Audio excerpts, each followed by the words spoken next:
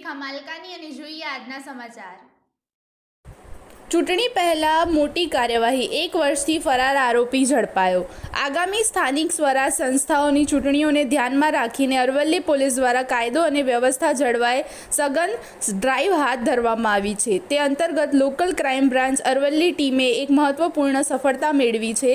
મેઘરજ અને સાઠંબા પોલીસ સ્ટેશનના જુદા જુદા ગુનાઓમાં છેલ્લા 1 વર્ષથી નાસ્તા ફરતા આરોપી પ્રવીણકુમાર વડતારામ રબારીને મોડાસા મેઘરજ રોડ પરથી પેલેટ ચોકડી નજીકથી ઝડપી પાડવામાં આવ્યો છે। ખાનગી બાતમીના આધારે કાર્યવાહી કરતા પોલીસે આરોપીને ઝડપી પાડ્યો હતો। પ્રાથમિક પૂછપરછ દરમિયાન આરોપીએ બંને ગુનાઓમાં ફરાર હોવાની કબૂલાત કરી હતી।